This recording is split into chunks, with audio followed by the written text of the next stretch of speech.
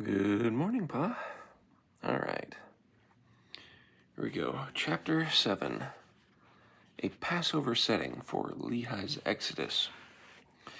This chapter examines the narrative of 1 Nephi 1 through 5 as a series of events occurring at the Passover season, beginning with Lehi's theophany, vision of God, at the start of the Passover month of Nisan, and culminating with Nephi's slaying of Laban on the final day of the Jewish Passover celebration. Footnote 1. I'm grateful to my friends Joe Spencer and Kirk Cottle for helping me link the feast mentioned by Fayette Lapham with Passover. Kirk also provided valuable assistance in researching the biblical Passover. Although this text comprises 5 chapters in the current Latter-day Saint edition of the Book of Mormon, it constitutes just one chapter, the original 1 Nephi chapter 1, in the first edition of the Book of Mormon, and presents a single overarching narrative of the escape of Lehi's family from destruction in Jerusalem and the beginning of their exodus to a new promised land. Read against the backdrop of the Passover season, the narrative of Lehi's exodus is not merely a narrative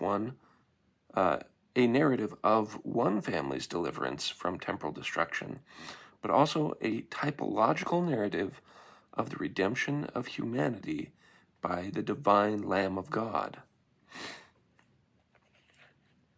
Fayette Lapham's interview with Joseph Smith Sr.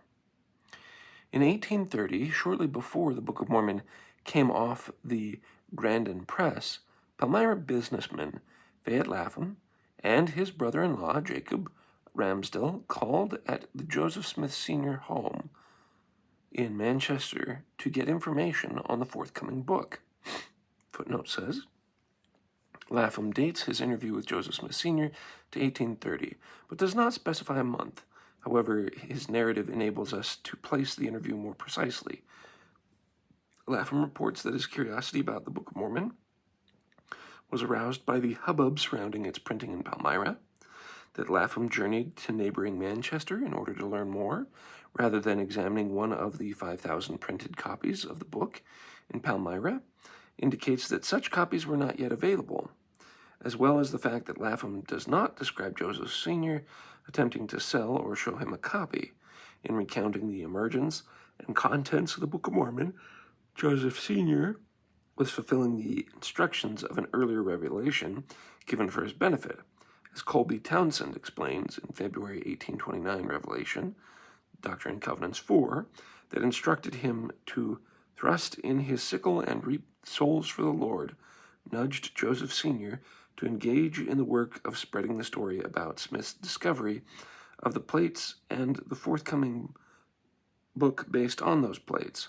Colby Townsend, rewriting Eden with the Book of Mormon, Joseph Smith, and the reception of Genesis 1 through 6 in early America, the connection of Doctrine and Covenants 4 with Fayette Lapham's interview with Joseph Smith Sr. was suggested to me by Colby Townsend, Personal Communication, July 19th, 2019. All right. As Palmyra residents, Lapham and Ramsdell would have heard the considerable buzz in a town about the Book of Mormon, but were not... Sorry, let me read that again. As Palmyra residents, Lapham and Ramsdell would have heard the considerable buzz in town about the Book of Mormon, but were not yet able to satisfy their curiosity by reading its pages. Instead, the two young men enjoyed the rare privilege of hearing the prophet's father relate the story of the Book of Mormon's emergence, and they were given an oral sneak preview of its contents. 4 decades later, Lapham published an extensive account of his interview in an 1870 issue of the Historical Magazine. Footnote says, you can see Fayette Lapham interview with the father of Joseph Smith, the Mormon prophet, 40 years ago, his account, and the finding of the sacred plates. Despite the lapse of years and the account's occasional garbling of fact, Lapham's narration is filled with first-hand information that demonstrates his reliance on a primary source with knowledge of the actual information and events. indicating that he may have written his newspaper account from detailed notes of his interview with Joseph Sr. Footnote says, the scholar who has given Lapham an interview account the finest level of analysis, Mark Ahurst McGee, who identifies some errors in Lapham's account, but concludes from Lapham's reporting of remarkable details, several of which can be corroborated 4 decades later, that Lapham must have had some notes of his conversation with Joseph Smith Sr. Mark Ashurst McGee, personal email message to the author, September 26, 2017. Whether Lapham's source was interview notes or an extraordinary memory, his accuracy on many obscure but confirmable details, such as the order in which Joseph Smith translated Mormon's abridgment and Nephi's small plates after the manuscript loss, lends credence to additional unique details he provides. Footnote, Lapham's account is notable for the detail it provides regarding the emergence of the Book of Mormon and for its surprising accuracy on a number of points in that narrative. For instance, he reports that after the manuscript theft, Joseph Smith Jr. resumed translating at the point in the narrative where they left off, rather than immediately shifting over to replacing the purloined manuscript with the small plates of Nephi. Modern textual criticism confirms Lapham's report that Joseph Jr. resumed translating where the current book of Mosiah begins, rather than start over with the first book of Nephi at the head of the small plates, as the earlier of only 2 historical sources reporting this detail of the translation process order, the other being another member of the family, the prophet's sister Catherine Smith Salisbury. Lapham's interview with Joseph Sr. appears to have indeed been informed by a close insider, Kyle R. Walker's Catherine Smith Salisbury's recollection of Joseph's meeting with Moroni. Whew. Those are unique details. In relating Nephite history, Lapham's account largely retells familiar Book of Mormon stories, yet at key points it also adds to the existing narrative some story elements not found in the published Book of Mormon. These additional pieces of Nephite narrative, though new or unknown, fit remarkably well into the familiar known narrative, suggesting that they are not errors but echoes of the narrative from the lost pages. Surprisingly, the interview account gives nearly 5 times as much space to the period of the narrative covered by the lost pages as it does to the period that follows the lost portion. One wonders if the prophet's father, realizing his interviewers would not be able to read the fuller Nephite narrative given in the lost manuscript, attempted to provide more of that early narrative than the published book would provide. This seems to be the most probable explanation for the additional Nephite narrative given in Lapham's account. Despite his intellectual interest, Lapham was never a believer in Joseph Jr. as a prophet and appears to have never even read the Book of Mormon. In fact, Lapham came away from his interview with Joseph Sr. believing the Book of Mormon to be a hoax, which obviated his need to read it. Given this lack of familiarity with the book, and especially its missing pages, it is unlikely that Lapham could have identified what was missing from lost manuscript narrative and constructed elements that fill those gaps and fit the pattern of Book of Mormon narrative.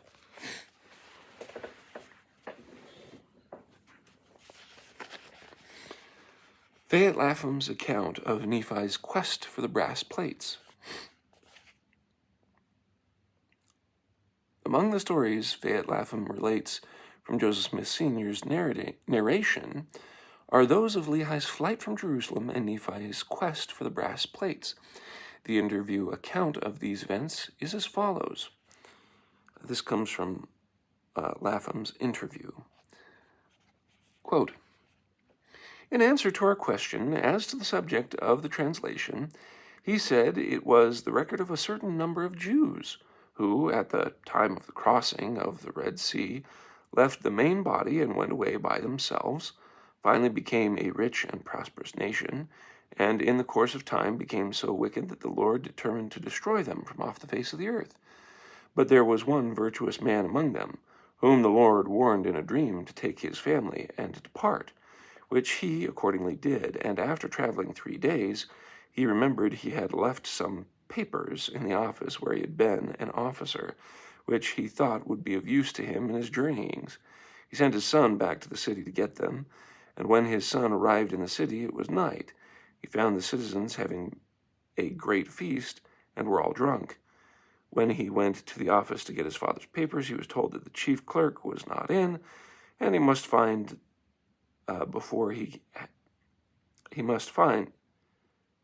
When he went to the office to get his father's papers, he was told that the chief clerk was not in, and he must find him. I guess it's missing a him. He must find him before he could have the papers. He then went into the street in search of him, but everybody being drunk, he could get but little information of his whereabouts. But after searching a long time, he found him lying in the street, dead drunk, clothed in his official habiliments, his sword having a gold hilt and chain, lying by his side, and this is the same that was found with the gold plates. Finding that he could do nothing with him in that situation, he drew the sword, cut off the officer's head, cast off his own outer garments, and assuming those of the other officer, returned to the office where the papers were readily obtained, with which he returned to where his father was waiting for him. The family then moved on for several days, when they were directed to stop and get materials to make brass plates upon which to keep a record of their journey." Unquote. Readers familiar with the opening narratives of the present Book of Mormon will immediately note several garbled elements of the familiar story. 1, it mistakenly identifies Lehi's family as beginning the narrative already separate from the main body of Jews. 2, while accurately affirming the presence of brass plates in the story, it identifies the object of Nephi's quest as papers rather than those plates. 3, it describes only one of Lehi's 4 sons, obviously Nephi, seeking the record. 4, it implies that the record's possessor was the chief clerk of an office. And 5, it implies that Lehi had once worked at this office. And 6, it reports that Laban was absent when Nephi first went to acquire the records from him. In making the error he does, Lapham is often responding to authentic features of the story. His first error, identifying the Book of Mormon as a story of a group of Jews who separated from the main body of Jews at the time of the biblical Exodus, conflates 2 different Exodus narratives. While the Book of Mormon is indeed the record of a certain number of Jews who left the main body and went away by themselves, Lapham's timetable is confused because he confuses Lehi's exodus near the Red Sea with Moses' exodus across it. Now, that makes sense. Lapham's third error, describing only one son making the quest for the record, is unremarkable given that one son plays the lead role in that story and acquires the record single-handedly. And Lapham's fourth error, making the record's possessor a chief clerk, is probably not a blatant misidentification, but a conflation with the record's 2 possessors, Laban and Zoram.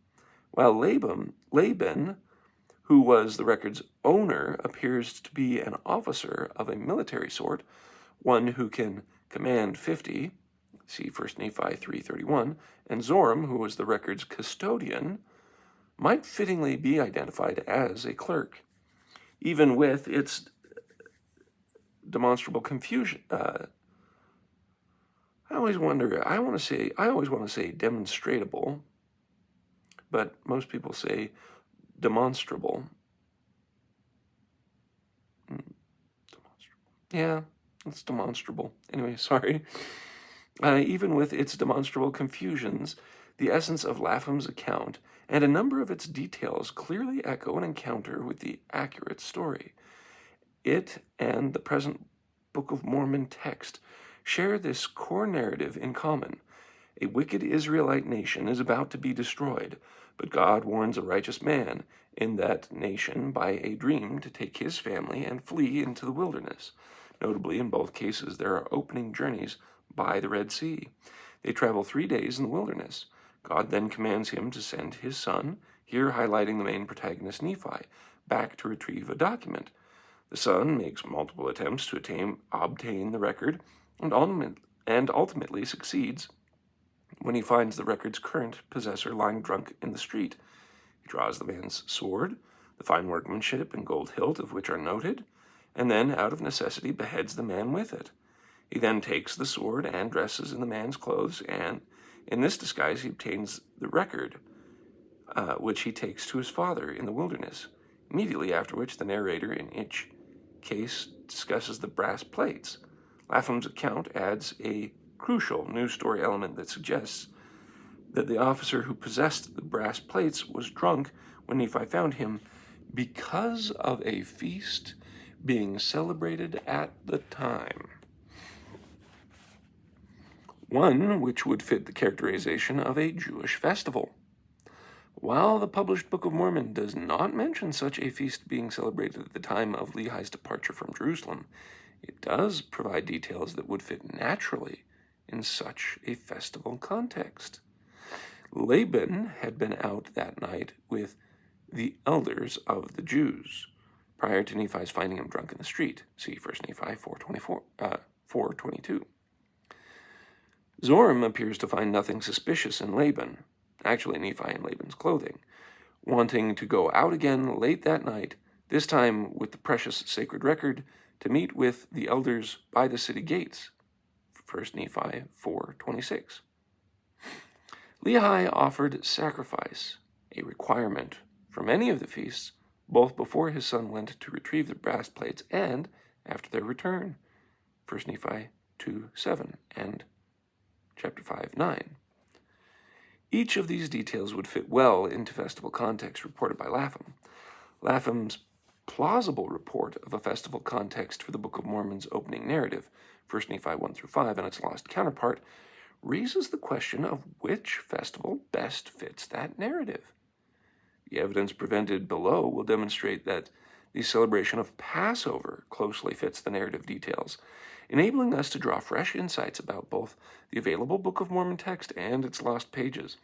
The value of these new insights will in turn confirm one of the central premises of the present book, that mining 19th century sources about the content of the lost Book of Mormon text helps illuminate the Book of Mormon text we already have. At the outset of our examination, a question naturally arises. If the narrative of 1 Nephi 1-5 occurs during the Passover season, why doesn't the text explicitly mention such a celebration? The Great Feast in Lapham's account suggests that the lost manuscript did, in fact, mention this festival, according to Terence L. Szync and John W. Welch. The extant Book of Mormon possibly omits the explicit mentions of Jewish celebrations because of the assumptions its authors have about its readers. This following quote comes from the above-mentioned authors in King Benjamin's speech in the context of ancient Israelite festivals. Quote, "While the Book of Mormon never mentions Passover, the Feast of Tabernacles, or any other religious holiday specifically by name, several reasons can be suggested to explain this omission. The ancient writers may have assumed that their readers would naturally understand. A person does not have to say the word Christmas to infer implicitly to that special day. Even a casual mention of wise men or decorating a tree is enough.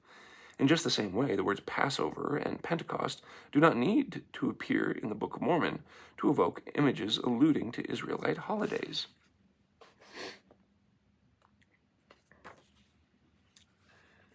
Unquote. However, while the extant Lehi and Nephi narrative never mentions the celebration of the Passover festival explicitly, it refers to it implicitly through action in the narrative. Evidence from Nephi's small plates account dovetails perfectly with the lost manuscript having situated Nephi's acquisition of the brass plates in the context of a Jewish festival and helps to identify that festival as Passover. Regarding this evidence requires having in mind certain features of Jewish Passover celebration and its origin in the Israelites' exodus out of Egypt, as he described in the Hebrew Bible. Historical and biblical context of Passover. Passover is a spring festival that commemorates Israel's exodus out of Egypt. As prelude to the exodus, Moses confronted by God at the burning bush on Mount Sinai and told to go and ask Pharaoh to let the Israelites travel 3 days into the wilderness to make sacrifices. Moses and Pharaoh repeatedly negotiate on the issue, but Pharaoh refuses to yield despite a series of divine curses on his land. See Exodus 8 through 10. He is at last persuaded by the final curse, the coming of the angel of death, for each firstborn male in the land. The Israelites were told to protect themselves and their children by offering the divinely commanded sacrifice of an unblemished lamb, and making their doorposts with and marking their doorposts with the lamb's blood. Those who complied were passed over by the angel of death, but those who did not saw the death of their firstborn. Surrendering to Moses and the Lord, Pharaoh finally gave permission for the Israelites to go. That's Exodus chapters 11 through 12. Before leaving, the Israelites took advantage of the situation and implored their former Egyptian overlords for gold and silver, which Egyptians, now eager to be rid of them, were willing to give. That's chapter 12, verse 35. The Egyptian surrender was only momentarily, however. When Pharaoh changed his mind and ordered his armies to pursue the Israelites, God parted the Red Sea for the Israelites to pass over on dry ground, but closed it on the armies of Pharaoh, swallowing them up. That's Exodus chapter 12 through 14.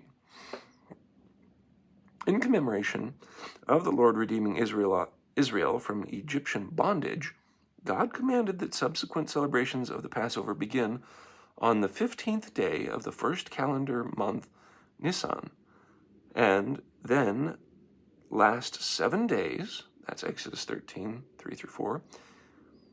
Each family was to collect one unblemished lamb in the 10th day of Nisan and keep that lamb until it was time to sacrifice it on the 14th day of the same month.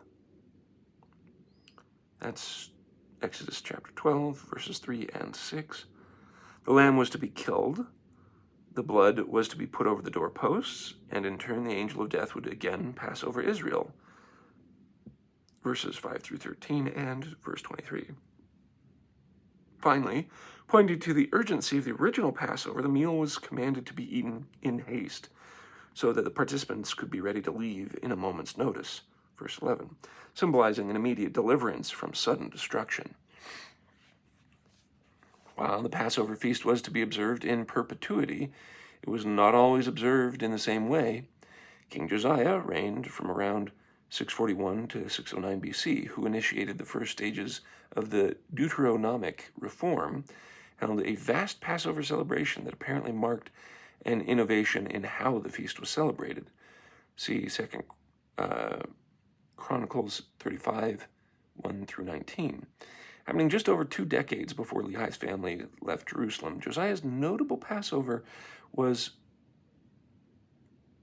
punctiliously patterned on the law, centering the celebration on the word of the Lord by the hand of Moses, verse 6. Despite so scrupulously focusing on the law in celebrating Israel's deliverance from Egypt, Josiah tragically did not obtain a similarly miraculous deliverance. In an ironic reversal of Israel's deliverance from the armies of Pharaoh at the Red Sea, Josiah eventually died facing Egyptian armies. See verses 19 through 27 of 2 Chronicles. Josiah's Passover itself, however, was still remembered as an unparalleled success. Quote, and there was no Passover like to that kept in Israel from the days of Samuel the prophet, neither did all the kings of Israel keep such a Passover as Josiah kept. And the Passover and the Levites and all Judah and Israel that were present, and inhabitants of Jerusalem. That's 2 Chronicles 35:18, and end of the quote. And it is this Passover and the Deuteronomic reforms of which it was part that comprise most of immediate biblical background for Lehi and Nephi's Passover some 20 years later.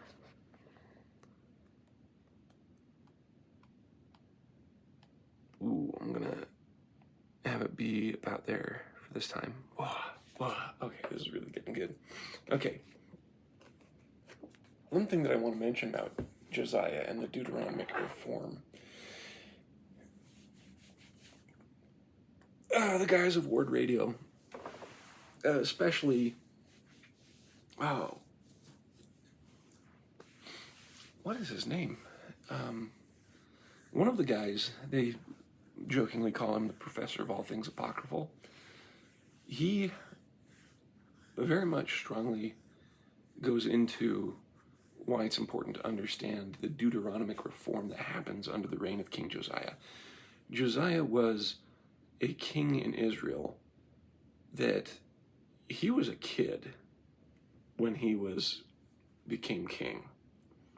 And like any good stories of old about rulers who were little kids when they became king, who really pulls the strings of the kingdom at the time is the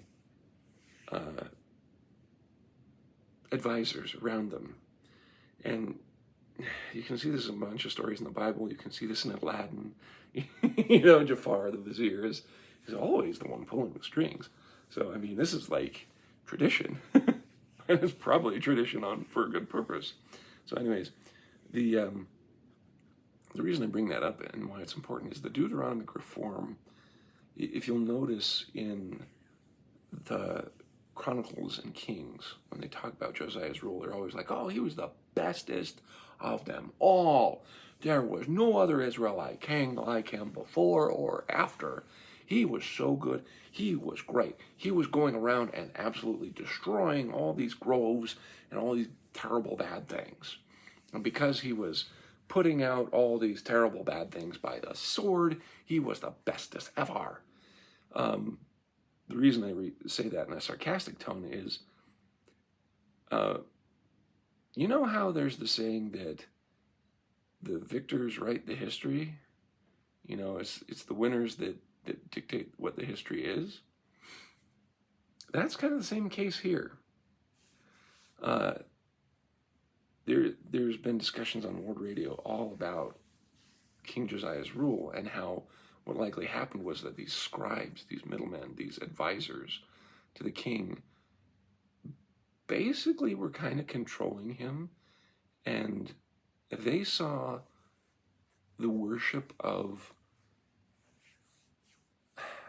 God in its original context as not good enough, as not pure enough, as not fitting how they wanted things. And these biblical scholars that go into why is it that the Old Testament has all these different narrative pieces put together? Like at the end of the books of Moses, it talks about how Moses, goes out and dies in the wilderness. Well, how could he have written that if he was the author of that kind of thing? Or why is it that you have, one page saying Moses saw God face to face and spoke with him like a man, and then on the next page it said, literally, you flip the page and it says, well, no man has seen God face to face because then he'd die. It's like there's weird contradictions, and there's suddenly weird ways things that were written differently. And the idea is that the Deuteronomists, or the people who went back and edited the Old Testament, were from this time, were these scribes from Josiah's time. They had the original Genesis and everything, but they deleted stuff. And I think this is why the Book of Mormon is so important, is that it brings Christ back into the worship of everything. Like right from the beginning, Nephi is like, we talk of Christ, we preach of Christ, everything is about Christ. This whole vision that I had was about Christ. The whole idea of us leaving and establishing ourselves is to focus ourselves on Christ. And Josiah, the guy, professor of all things apocryphal on Ward Radio, he basically suggests that they originally knew about Jesus Christ. They talked about Jesus Christ. One of the other guys who wrote a book that I have now, which I look forward to reading, which is called In the Language of Adam, talks about how it's likely that part of the thing that Josiah was doing was killing off the sects of Judaism that openly believed in the heavenly family, the corporeal nature of God, the idea of Heavenly Mother, and the idea of Jesus Christ coming. And that is why you do not see that much in the Old Testament that talks about Jesus Christ directly. You have a bunch of prophecies, absolutely, like from Isaiah, from Daniel, but that Daniel was after the Josiah reform, and Isaiah was kind of just before.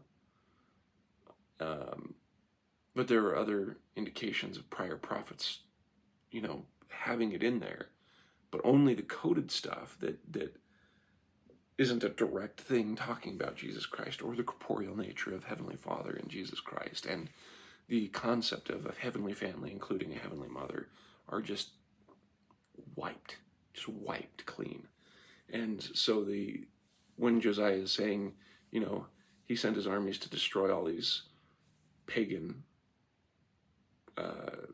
denominations, it's probably talking about an ideological purge of the people who don't agree with basically what the scribes and Deuteronomists wanted. Their concept was the idea that, well, because God is so powerful and everything like that, he would never have anything to do with it. It was the common stuff that's been passed down for ages. The idea that God is incorporeal. The idea that, it's the same stuff that the leaders of the Jews were believing when Christ came. Stuff like you had the Sadducees believing that there was no resurrection, and things like that. And so, the idea that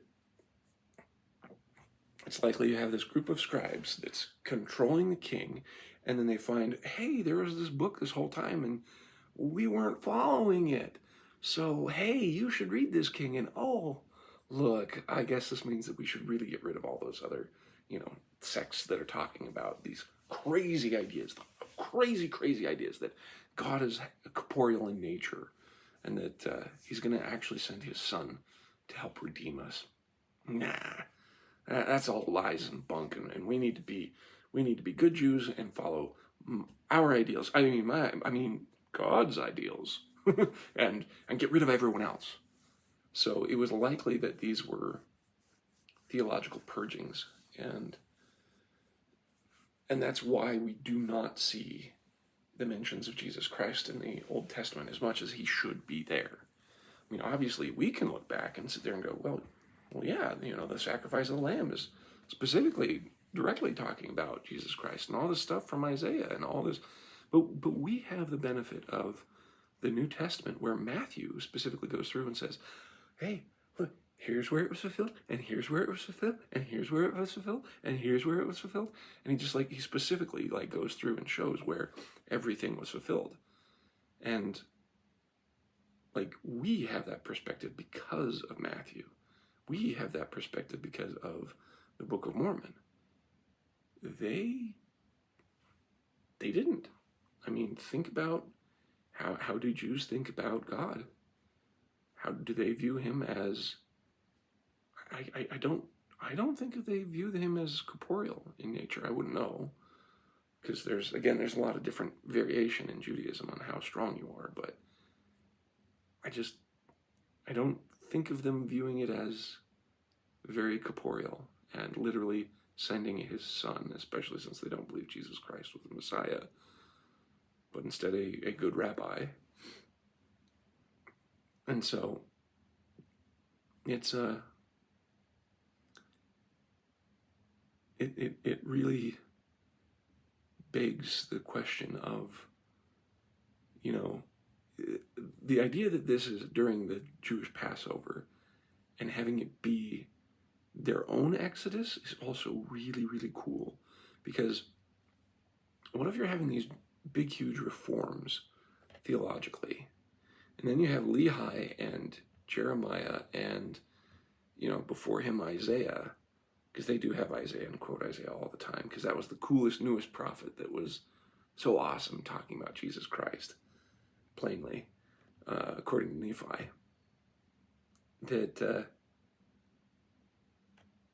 here it's basically like Jesus Christ, and the idea of Jesus Christ is being outlawed by this king that's been manipulated by his advisors, the Deuteronomists, who then go back and rip out Jesus Christ from the Old Testament, specifically make all these things to be, replaces the Old Testament with what they want. And then, going forward, that becomes the standard by which they try and live by, which, in many ways it's not bad, because after they lived through the terrible times of being in Babylon, they got solidified to being a core center of people that were really devout in many ways, to the point of being stiff-necked when Jesus Christ came, but still. It's just fascinating to me, because that something tells me that it probably means that Lehi was trying to get the people to repent, and they were laughing at him because they're like, what are you talking about? We've got what we need. The king has found this new stuff. We're going to be delivered. And it's like, Lehi knew that they were ditching the concepts and ideas that were prevalent throughout, and that because of the reform from the Deuteronomists, the scribes around the king, that things were not going to be well, and probably all the other stuff. It's like, when I look around at the U.S., there are times where I sit there and go, I just feel the sword of Damocles dangling. And there are times where it's like, oh, it's going away. And there are other times where I'm like, oh, it's getting close. Oh, it's going away. So I'm wondering if Lehi just saw that kind of stuff as well. But I don't know, all my conjecture. So yeah, that's my introduction to what I know about the Deuteronomists, which is not much. But I have two books that might be useful that I could read after this one. One which is The Key to the Keystone. Jonah Barnes, that's his name. The professor of all things apocryphal is Jonah Barnes. He wrote one of the books that I have, where it's literally basically like Don Bradley is reconstructing the information from the last 116 pages we don't have, and we're just getting into that. Jonah Barnes basically does the same thing with apocryphal writings about what was the original Genesis and Old Testament like, that would have been on the brass plates that Nephi goes back and gets. That is such a difference between what we have now. And then there's the other one, which is In the Language of Adam. I can't remember the idea. He's also a really cool scholar. He focuses on the symbolism of the temple that's through everything, and that would have been in the Old Testament, and would have been just shouting at us all through the Book of Mormon and more. And so that's In the Language of Adam. And he's really cool. He's got the word boustrophodontically stuck in my head, because it used to be that writing wasn't just from one side, you'd reset and go from that one side each time, like from left to right or right to left, and then you switch back. It used to be that you would write it in an S shape, just back and forth. The reason it's boustrophodontically, it basically means like the plowing, like plowing. Like you take your ox and you go one direction and you turn them around and you go the other direction.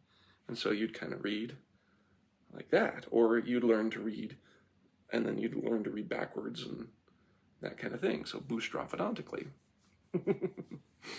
So that is now firmly in my head. A great vocabulary word. But he talks about that and how he got his information for his book. So I've got all of those. What I really, really look forward to is, I hope that lady who does the talk about the Jewish marriage ceremony, I hope she writes her book about that. I would love that more than anything, because just that one, podcast on Stick of Joseph and on Word Radio from her, wow, just ties so many of the parables together. But I guess we'll discuss that when we get to the end of this one. We're actually about halfway through, which is way cool. And most of these chapters are really putting in the information about what it was likely lost. And, oh God, think that goes to the end. The Mosaic Reform, the Book of Benjamin, and conclusion. Yeah, from here on out, the entire second half of this is him saying, here's how we can figure out some of the information that was lost from what we have. So I hope you enjoyed, Dad. Love you lots.